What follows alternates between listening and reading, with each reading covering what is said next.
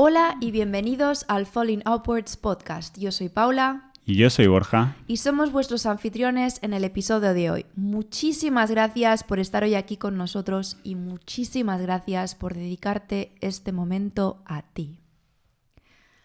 Hace poco más de una semana fue Halloween. Esa tradición que, aunque muchos asociamos al mundo anglosajón, se trata en realidad de una fiesta pagana con origen celta, concretamente en los celtas que habitaban en Irlanda, y servía para conmemorar el inicio del invierno y el fin de la cosecha. Sin embargo, como todos sabemos, a día de hoy Halloween se aleja de todo esto y al menos en las sociedades occidentales se relaciona mucho más a la festividad del Día de los Muertos. Es un poco terrorífica, está llena de espíritus, monstruos, películas de miedo, sustos. Y es por eso que en el episodio de hoy queríamos hablar del miedo o de los miedos. Y me gustaría empezar hablando de lo que es el miedo, ¿no? Es una emoción básica y compleja que surge como respuesta a la percepción de una amenaza. Es básica porque es una de las emociones más primitivas que tiene el ser humano y que tiene una función adaptativa y de supervivencia, ya que prepara al organismo para enfrentar o huir de peligros potenciales. El miedo puede ser desencadenado por estímulos concretos y reales, como podría ser, por ejemplo, el miedo a un animal peligroso. Por ejemplo, nos encontramos con un oso en el bosque. O puede estar desencadenado por situaciones abstractas y más subjetivas, como puede ser, por ejemplo, el miedo a fracasar o todas esas películas que todos nos montamos en la cabeza. Y en términos biológicos, el miedo activa una serie de respuestas fisiológicas en el cuerpo que son mediadas por el sistema nervioso simpático, que vendría a ser como el pedal del acelerador de nuestro cuerpo, quien se encarga de enviar energía a todo el cuerpo lo antes posible cuando detecta un peligro. Es el encargado de segregar adrenalina, que lo que hace es aumentar los latidos del corazón, el ritmo de la respiración, hace que se contraigan los músculos y que se agudicen los sentidos. Y estas respuestas del cuerpo son parte de la reacción de lucha o huida. Psicológicamente, el miedo puede variar en intensidad, desde una leve ansiedad hasta un terror que pueda llegar a ser paralizante. Puede ser un sentimiento pasajero o desarrollarse en un trastorno más serio, ¿no? Si la respuesta al miedo se vuelve crónica o incontrolable. Y el miedo también tiene una dimensión social y cultural. Y lo que causa miedo puede ser aprendido a través de experiencias personales o por la transmisión cultural de aquello a lo que se debe temer. Por lo tanto, el miedo puede estar muy influenciado por agentes externos. Y además también puede estar influenciado por estados emocionales, procesos cognitivos, como la memoria o la anticipación, por ejemplo. En resumen, el miedo es una respuesta emocional y fisiológica a la percepción de una amenaza que cumple una función protectora para el organismo, pero que puede convertirse en disfuncional si es excesivo o inapropiado para la situación. En el episodio de hoy entraremos al detalle de explicar qué es el miedo sano y qué es el miedo insano, y cómo puedes aprender a identificar cuando el miedo está siendo un limitante en tu vida y no dejándote vivir al máximo de tu potencial. Además, te daremos algunos trucos para que vivas una vida más tranquila y consigas vivir y abrirte a más experiencias. Pues a mí, Pau, hay varias cosas del miedo que me fascinan. ¿Sí? Y es que creo que es muy interesante que el miedo tiene una ramificación, ¿no? Es como una emoción que se divide en dos cosas. El primero, pues el miedo racional, ¿no? Que es esa emoción que se activa cuando percibimos que nos encontramos en una situación de peligro. Tú antes has hablado de encontrarte un oso en el bosque. Un ejemplo para mí puede ser el de estar tomando algo en un bar, que de repente surja una pelea, veamos a los vasos volar por el establecimiento. Un poco esa clásica escena que vemos en casi todos los westerns. En este caso el miedo es nuestra ayuda, ya que nos facilita huir, por todos esos mecanismos fisiológicos antes explicados, y nos ayuda a sentirnos a salvo. Y luego está la parte del miedo instintiva. Un buen ejemplo de miedo instintivo puede ser el miedo a la oscuridad. Muchísimo más frecuente en niños, pero que a mucha gente se mantiene a lo largo de su vida. O el miedo a la muerte. ¿Tú has tenido alguna vez miedo a la muerte? Yo sigo teniendo miedo a la muerte, vamos. No, no es Yo tampoco voy a negar que es algo que comparto. Incluso he de reconocer que ha habido tramos de mi vida en los que el miedo a la muerte me ha ido persiguiendo por las noches. ¿En serio? Sí. Sí, no recuerdo exactamente la edad, pero estoy convencido que fue cerca de los 30. Hubo literalmente un periodo de 3 o 4 meses que soñaba con que me iba a morir. Me levantaba con miedo a la muerte, pero todos los días. ¿En serio? ¡Qué horror! Horroroso. Yo recuerdo de muy, muy pequeña, tenía muchas preguntas sobre la muerte. O sea, era una cosa que me perturbaba muchísimo. O sea, pero te hablo de muy, muy pequeña. De no entender, de pensar que... O sea, como a la muerte de mis familiares también tuve un momento así un poco paranoico. O sea, yo diría que a medida que me iba haciendo mayor, menos. Pero de pequeña sí, bastante. No sé. No es muy habitual eso en niños. Aunque no recuerdo ahora mismo el nombre de la autora, pero hay una autora que se dedica a escribir libros en los que explica emociones y cómo contárselas a los niños. De hecho, son como cuentos. Cuentos sobre las emociones. Y tiene uno que no me lo he leído, pero que me han dicho que es muy recomendable, de cómo explicarle la muerte a un niño. Ya, es que es muy fuerte, ¿eh? Es una cosa complicada, pero bueno, también es cierto que esa sensación que tú tuviste no es tan habitual en niños. No, yo creo que no, pero ya, por desgracia. La verdad es que sí. Pero bueno, ¿no te has preguntado también a qué se puede deber este miedo instintivo? ¿O por qué lo sentimos pese a que racionalmente no tiene sentido, ¿no? Seguro que hay muchas explicaciones, seguro que hay muchas además científicas. Mi perspectiva es que esta relaciona la incertidumbre. El ser humano necesita sentir que tiene más control, o que sabe la respuesta o la consecuencia de tomar determinadas decisiones. Y aquí no me quiero meter en esto porque la verdad es que es un jardín, pero incluso la religión, ¿no? Esa idea de que la religión, o muchas de ellas al menos, como que tratan de explicar la muerte, tratan de explicar qué hay después de la muerte, por qué ocurre la muerte en las vidas. Y esto no deja de ser una forma de quitar incertidumbre. Algo que me parece bastante interesante.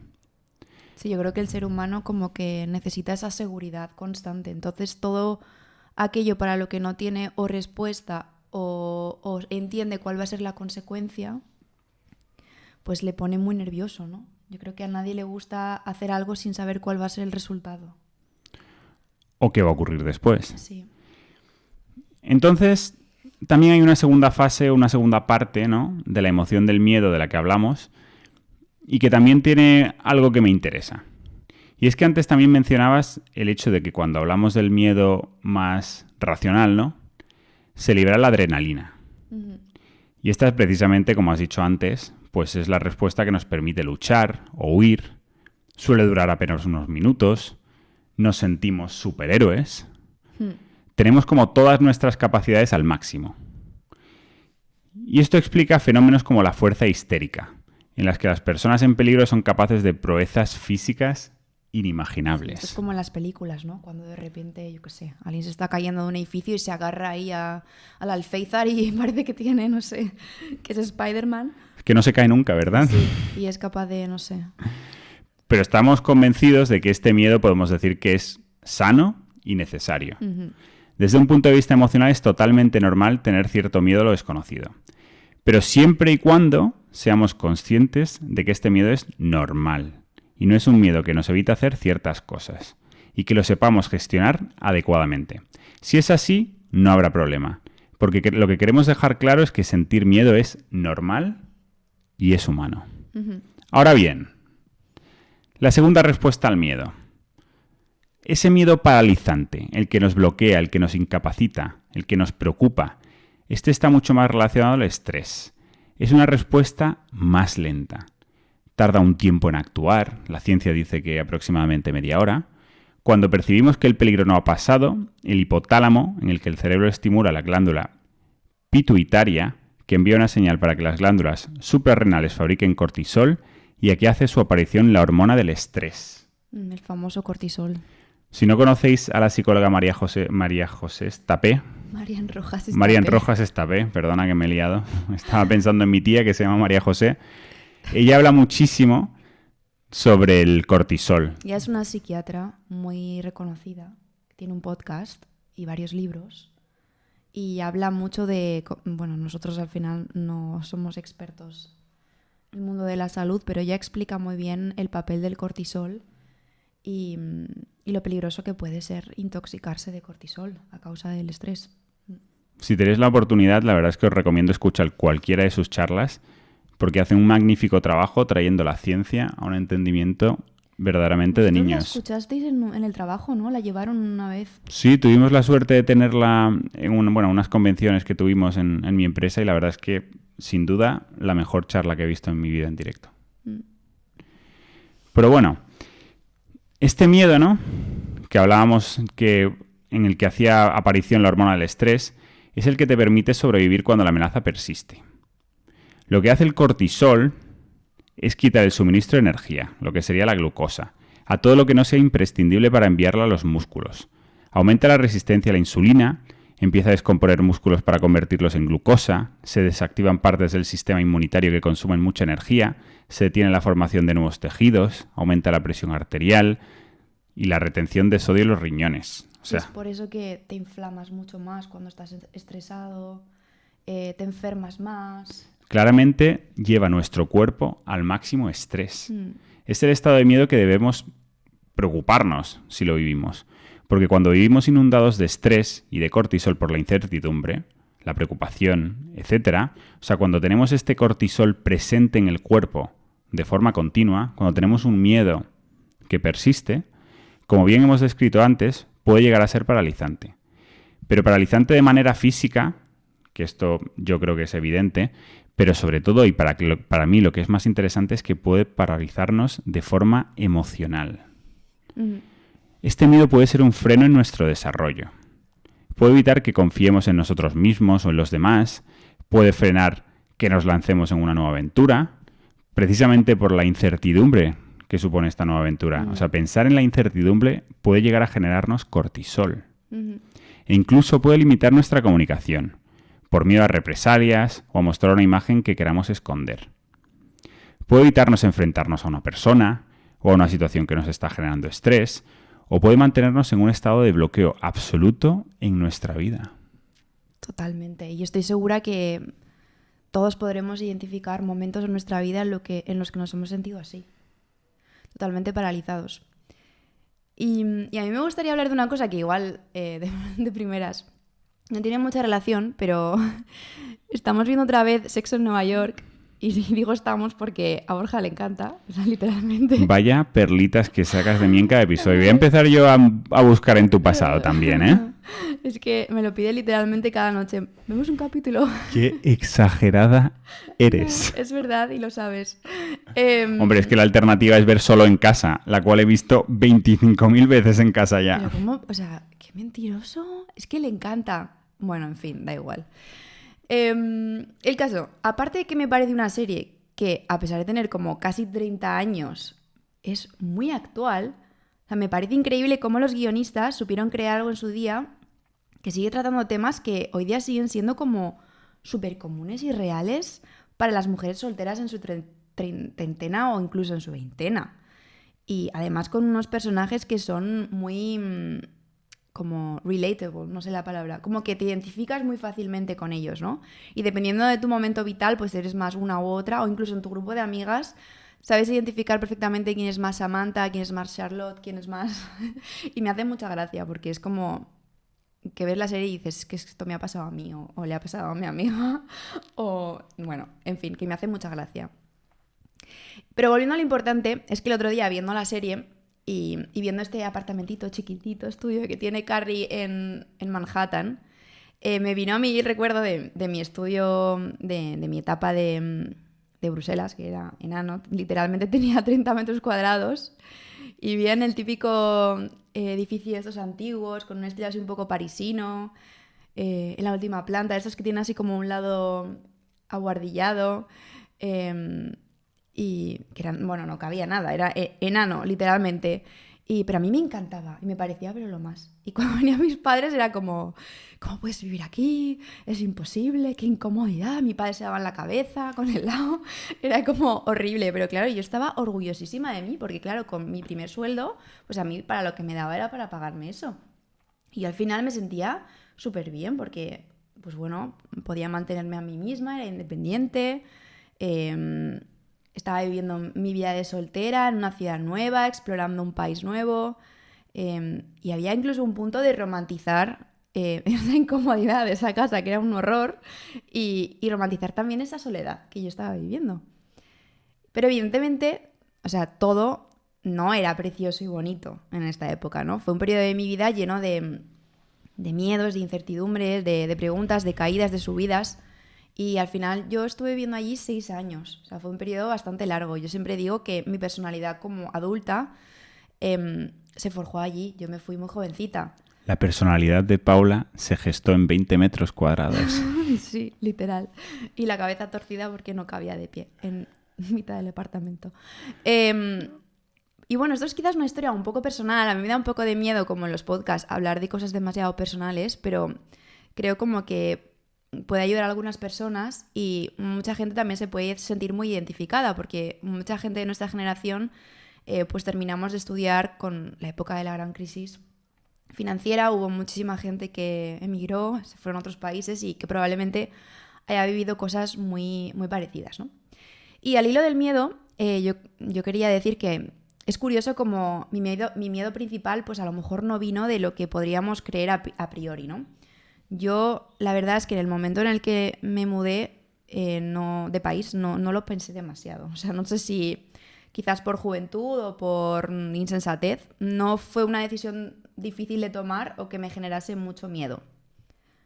Pero sí es verdad que una vez que llegué allí y me vi sola a una edad tan joven, sí empecé a experimentar el miedo y la incertidumbre, ¿no? Desde el miedo a la soledad, el miedo a conocer gente nueva, el miedo a expresarme en un idioma que no conocía y al final no hablaba apenas francés, pues el miedo a lanzarte, a pues, cometer errores. ¿Hacia dónde iba mi carrera profesional? Yo venía a estudiar 2 carreras y mi primer trabajo allí, pues yo empecé trabajando en una tienda de ropa, ¿no? Que quizás, o sea, no está mal, pero tampoco era a lo mejor lo que se esperaba de mí o la idea que yo tenía inicialmente. Se me planteaban muchas dudas y que, bueno, al final fue algo súper positivo para mí, pero en el momento, pues, tenía muchas preguntas, ¿no? Y al final yo me sentía como muy sola ante todo, ¿no? Todo era un poco como dramático. Cualquier trámite era como un mundo.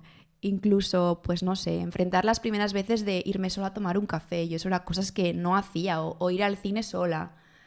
O no sé, o vivir el desamor, ¿no? Algo que también se trata mucho en la serie de Sexo en Nueva York. Vivir esa soltería, ese miedo inherente a estar solos o el preguntarse si estaré haciendo lo adecuado, ¿no? Al final fueron 6 años de mi vida de haber tomado ciertas decisiones que a lo mejor no se alineaban mucho con el plan establecido o con lo que la gente esperaba de mí o incluso lo que mis padres a lo mejor podrían haber esperado de mí, ¿no? Y es normal, ¿no? Yo creo tener todos esos miedos. Pero la conclusión que quiero sacar de todo esto es que sí hubo mucho miedo y mucha incertidumbre, y no os he contado ni la mitad de cosas porque tampoco creo que os interese, pero en ese momento en el que yo estaba viviendo, yo tenía de todo menos claridad. O sea, pero dentro de mí sí había algo que me mantenía allí, ¿no? Y había algo que en el fondo tenía que ver, yo creo, con esa sensación de reto, de probarme a mí misma, que podía sobreponerme, que podía aprender francés, que podía encontrar un trabajo más acorde a lo que yo quería, que podía encontrar amigos, que podía vivir sola, que podía superar todos esos miedos, ¿no? Y como construir una vida por mí misma. Y eso es al final lo que yo creo que me mantuvo ahí. O sea, fue una intuición fuerte de que pues yo creía que estaba haciendo lo correcto a pesar de ser extremadamente incómodo. Y Y es una experiencia que a pesar de las dudas del momento, y si me preguntas hoy, te diría que la viviría otra vez sin dudarlo. Situación a situación y coma a coma. ¿Se puede decir que elegiste enfrentarte al miedo como mecanismo de crecimiento personal? Sí, y sin saberlo, simplemente escuchándome o escuchando esa voz interior que a veces silenciamos mucho. Y me preguntaréis por qué no. A lo mejor podrías haberlo vivido más fácil si te hubieses quedado en España o lo podrías haber vivido de otra manera, o a lo mejor no era necesario, ¿no? A lo mejor irte y tener que enfrentarse a todo eso. Pero yo veo mi vida a día de hoy y soy inmensamente feliz. Y yo muchas veces, esto a Borja se lo pregunto muchas veces cuando él le surgen dudas o se hace preguntas sobre todo sobre su carrera profesional, o a veces se compara con otras personas, que esto es muy normal. Le pregunto a la gente si ahora está en un momento de felicidad y de satisfacción personal y de sensación como de cumplimiento y logro. Y cuando me responden que sí, yo siempre digo lo mismo. No estarías aquí si no hubieses tomado todas esas decisiones y no hubieses vivido todas esas vivencias, porque esas son las que te traen a este momento presente con estas circunstancias específicas presentes. Y si hubiese sido de otra manera, este momento presente sería diferente. No sabemos si mejor o peor, pero desde luego no sería este momento que estás viviendo ahora. Entonces, yo, por ejemplo, considero que estoy en un momento muy bueno de mi vida, como os decía, ahora mismo, en casi todos los planos principales. Y yo sé que no tendría el trabajo que tengo si no hubiese vivido en Bélgica y hablase francés, por ejemplo. No conocería a Borja tampoco si no hubiese vivido ciertas experiencias y ciertas cosas. No me hubiese iniciado en un proceso de crecimiento personal si no hubiese caído. No habría construido ciertas cosas de mi personalidad si no hubiese enfrentado dificultades a las que me tuve que enfrentar. Y por tanto, tampoco estaría haciendo este podcast hoy, ¿no? No hubiese conocido a algunas de las que hoy son mis mejores amigas y, por supuesto, no sería en absoluto la persona que soy hoy. Por tanto, esta experiencia que me generó tantos miedos me trajo muchísimos aprendizajes. Y con esto quiero decir que hay que confiar mucho más en nuestra intuición, en que estamos tomando buenas decisiones, en que merece la pena tomar riesgos controlados, salir de nuestra zona de confort y que hay que enfrentarse a la incertidumbre. En la certidumbre no ocurre absolutamente nada. El resultado es demasiado esperado. En la incertidumbre el resultado es desconocido, pero navegar la incertidumbre siempre te va a abrir oportunidades, porque al navegar la incertidumbre te vas a ver obligado a enfrentarte a desafíos, a desarrollar nuevas habilidades, a crecer, y esa nueva persona en la que te vas a convertir es la que te va a ir abriendo puertas. Y yo aquí quería introducir otro concepto que está muy de moda y que es el de manifestar. De esto creo que haremos un podcast más adelante porque es muy interesante, pero creo que es algo más para nivel avanzado. Nivel avanzado de crecimiento personal. Borja, ¿Existe eso? Borja me mira con cara de ¿de qué estás hablando? Porque para Borja esto del manifesting es como, no sé, te suena muy raro, ¿no? No, para nada. Yo me ¿Sí? considero una persona que manifiesto constantemente. ¿Sí? Solo que yo manifiesto, pues, probablemente de una forma distinta a ti. No, puede ser. Yo reconozco que soy una persona, por ejemplo, que vivo en un continuo sueño. Es decir, disfruto mucho de mi día a día, pero en los momentos de reflexión siempre tengo una tendencia como a imaginar el futuro. Eso es genial. Es como que siempre tengo esta forma de disfrutar del presente, pero encontrar momentos no solo para saborear lo que hago, sino para ver, oye, pues cómo voy a montar ese futuro, ¿no? Eso ¿Cómo se me llama... gustaría ver el futuro en mi vida? ¿Cómo creo que va a ser? ¿Cómo me lo planteo? De verdad que disfruto mucho. Es como que me siento que vivo en esta dicotomía entre la realidad y lo que veo y quiero que ocurra. Luego la realidad es que nunca se parece exactamente a eso. Pero si miro para atrás y pienso en algunos sueños, en algunas cosas que yo quería haber vivido, la verdad es que poco a poco reconozco que voy cumpliendo muchas de ellas. Y mucho más desde que escuché no sé si fue en una entrevista o algo relacionado a Matthew McConaughey, creo que fueron en una entrega de premios, que él decía que su héroe... es el Oscar. Sí, los Oscar, ¿no? Sí. Que su héroe era su versión, o sea, era él mismo a 10 años vista. Porque era un personaje que a él le parecía lo suficientemente alcanzable, pero que siempre lo veía lo suficientemente lejos como para hacerle trabajar duro para llegar ahí. Pero que al llegar a ese momento, su héroe volvía a ser el mismo 10 años después. Y es esta idea de al final encontrar la mejor versión de ti mismo, y es esta idea al final de imaginar, de visualizar. Exacto, hasta dónde eres capaz de llevar. Es la visualización, es lo que te iba a decir. Lo que tú haces es visualizar. Vale, ahora sí que te voy a dar la razón. Sí. Bueno, puede que hayas escuchado esto de la manifestación, o puede que no. Por ello te lo voy a introducir muy brevemente. Manifestar y confiar en el universo, en el futuro, son conceptos... ¿Cuál es tu signo del horóscopo, Paula? Ay, Dios. Vale, es que esto suena... Déjame seguir, espera, porque esto está sonando un poco de que Paula aquí, la gurú, os viene a hablar de una melonada, pero no. A ver. Estos conceptos se encuentran mucho en filosofías y prácticas espirituales, ¿vale? Y que por tanto pues, no están aceptados por la ciencia. Evidentemente no hay un backup científico detrás de la manifestación, ¿vale? Y por eso pueden sonar un poco a cuento chino, perdón. Pero también he de decir que hay muchas maneras de enfocar la manifestación, que eso es a donde yo quería llegar. Y se tienen muchos puntos que yo creo que son totalmente ciertos, ¿vale? Cuando tú manifiestas, estás abogando por la idea de que nuestros pensamientos y nuestras energías tienen un impacto directo en nuestra realidad y en nuestro futuro, ¿vale? Quiere decir que si tú tienes una intención o un objetivo concreto en tu vida y tú trabajas en ciertos planos, como son la visualización del objetivo, que es lo que tú estabas mencionando, por ejemplo, quiere decir que tú estés pensando en eso que tú quieres conseguir como si fuese real. Esto es, por ejemplo, algo que hacen muchísimo los deportistas o los futbolistas. O sea, antes de ir a un partido, mientras están en el bus, visualizan ese gol, se visualizan marcando ese gol, se visualizan haciendo esa jugada, ¿vale? Es una práctica súper común. Bueno, y tan común. Hace poco, Álvaro Morata, delantero titular de la selección española de fútbol, en una entrevista con una radio, él comentaba que siempre de camino a sus partidos tenía una llamada personal con su coach. Sí. Su coach, que en realidad es un psicólogo. Y él decía que el coach lo que le hacía era plantearse posibles situaciones que se podían dar en el partido.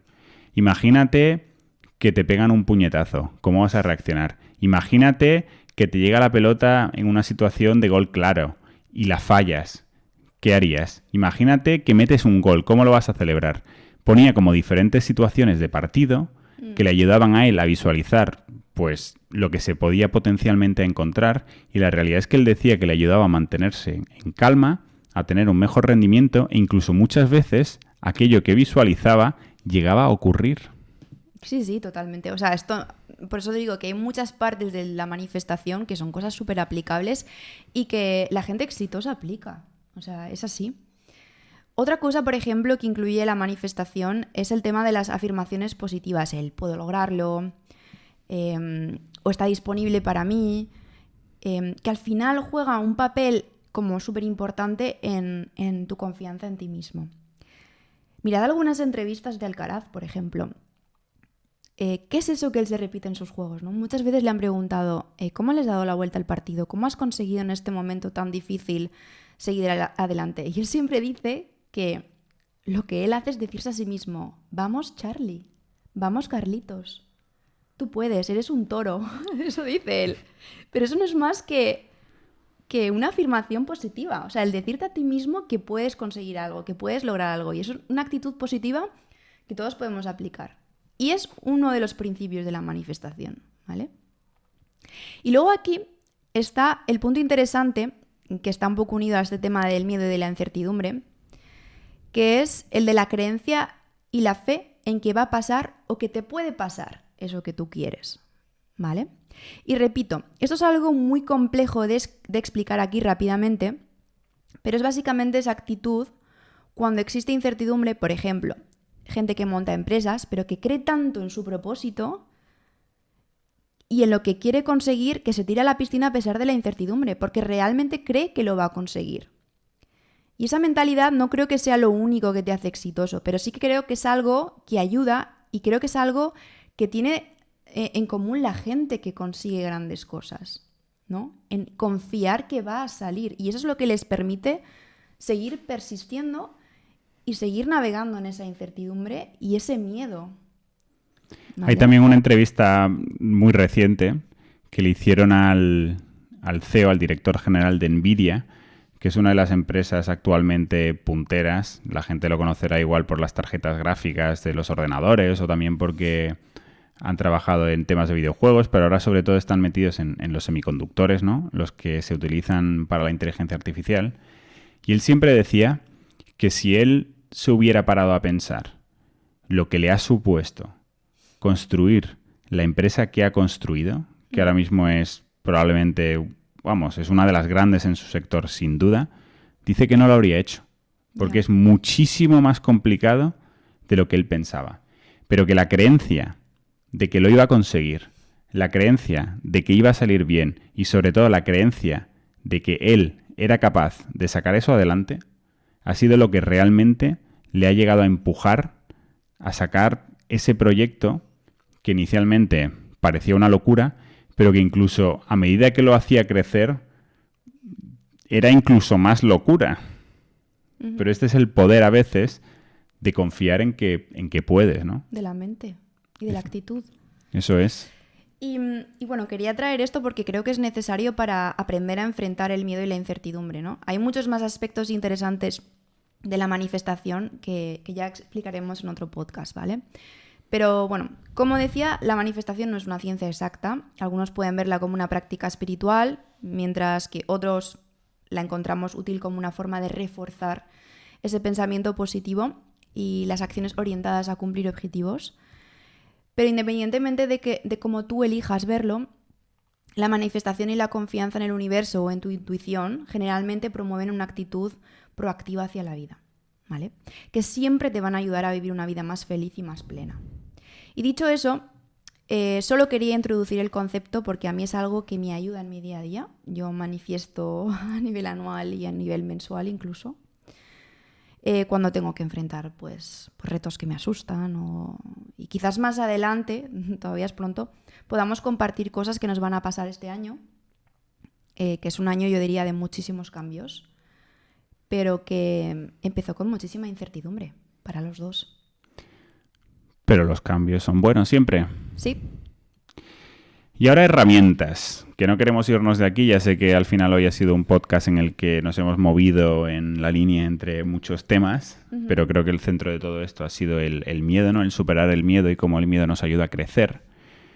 Pues yo propongo una serie de estrategias, herramientas. Son pocas, solo voy a fijarme en 3, pero yo creo que la próxima vez que te enfrentes a una situación de miedo, no miedo paralizante y físico, sino más ese miedo que te frena, ¿no?, a crecer, pues que utilices algunas de estas porque pueden ser muy útiles. La primera es la exposición gradual. Y esta técnica consiste en enfrentarse poco a poco a la situación que causa miedo. Inicia con situaciones que provocan una ansiedad manejable y poco a poco ve aumentando la exposición hasta que el miedo disminuya. Por ejemplo, si tienes miedo a hablar en público, podrías empezar practicando tu discurso frente al espejo. Después, pues comentárselo a tu pareja, a tu hermano, a tu hermana, a tus padres. Después a un grupo pequeño de amigos. Y así sucesivamente hasta que al final pues tengas que enfrentarte a esa situación en la que realmente hablas delante de un público más grande. La segunda técnica, otra con nombre raro, sería la reestructuración cognitiva.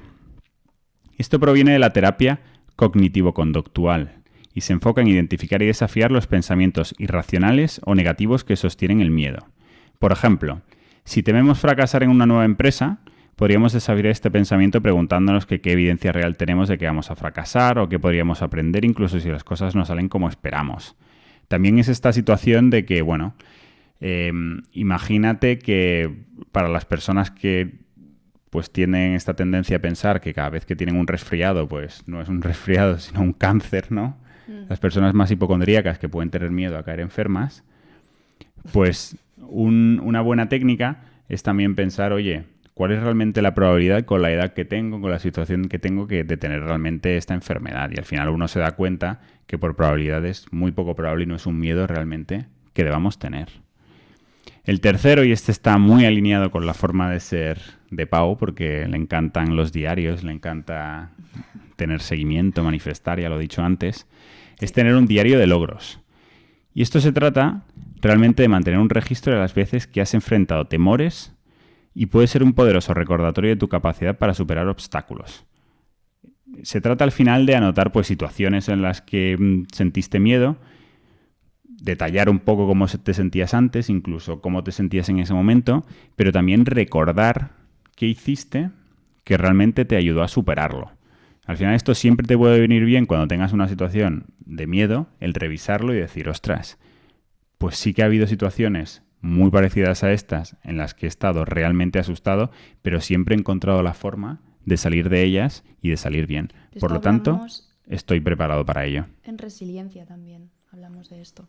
Sí, al final los conceptos de crecimiento personal lo decimos muchos, están muy interligados, sí. Hay mucha relación entre ellos, pero bueno, al final eso es bueno porque trabajándolo y conectándolo nos damos cuenta que nos hace fuertes en áreas muy diferentes, lo cual tiene un poder muy fuerte. Vas completando las piezas del puzzle.